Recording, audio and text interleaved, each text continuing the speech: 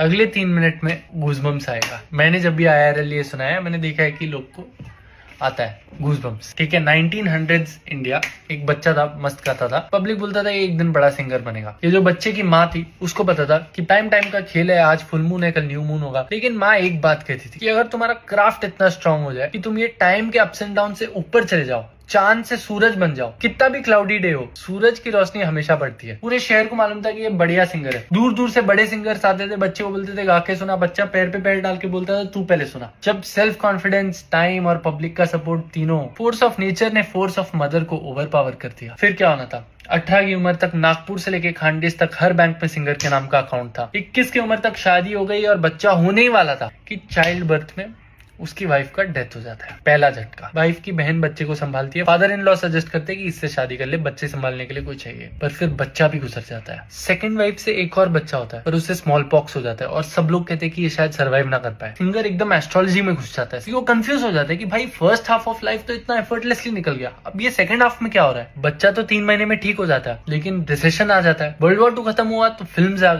गए तो लोगों ने लाइव शोज आना बंद कर दिया। और ऐसा नहीं है कि इसने ट्राई नहीं किया, सिंगर ने तो सब गिरवी रख के फिल्म भी बनाने को ट्राई किया। पर when time decides it's time, it's time. इस पॉइंट तक सेकंड वाइफ से और बच्चे पैदा होते हैं तो खर्चा भी बढ़ जाता है। ये सीन इमेजिन करो, एक नया प्ले लगाया, एक भी टिकट नहीं बिका है। वो और उसकी फैमिली एक अंधेरे कमरे में छुपे हुए और बाहर 20 वर्कर्स डोर थपथपा रहे हैं कि हमें हमारे पैसे दे दो। वो वर्कर्स डोर तोड़ के अंदर आते हैं, बच्चे रोने लगते हैं और ये आदमी बस अपना तानपुरा लेता है और गाने लगता है। वर्कर्स सोचते हैं कि ये तो हमारे पैसे नहीं चुका पाएगा, जो मिल रहा है उठा लो। और 20-30 लोग सब उठा रहे, अंधेरे कमरे में ये आदमी तानपुरा में गा रहा है और बच्चे साइड पे रो रहे हैं।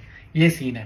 एक और सीन बताता हूँ, और ये मैं अपनी तरफ से मसाला नहीं ऐड कर रहा, कर भी रहा हूँ तो क्या है, पर नहीं ऐड कर रहा। इस पॉइंट तक वो एस्ट्रोलॉजी में इतना घुस गया था कि उसने अपने वाइफ को बुलाया और बोला कि मैं 2 साल में इस डेट पे इतने बजे गुजर जाऊंगा। एग्जैक्ट डेट जो उसने प्रेडिक्ट किया उसमें वो हॉस्पिटलाइज हो जाता है। उसकी वाइफ हॉस्पिटल जाती है बच्चों को लेकर और बोलती है कि आप तो चले जाओगे, इनका क्या होगा। तब तक उसका वॉइस चला जाता है, तो वो सिर्फ ऐसे तानपुरे का एक्शन करता है और स्माइल करता है कि इनको म्यूजिक संभालेगा। इस सिंगर के मरने पे फ्यूनरल पे कोई हेल्प करने भी नहीं आया, सिर्फ टोटल 6 लोग थे।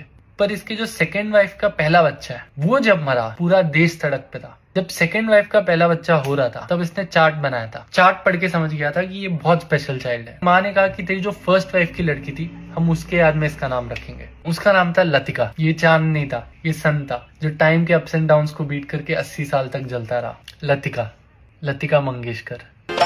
तुझे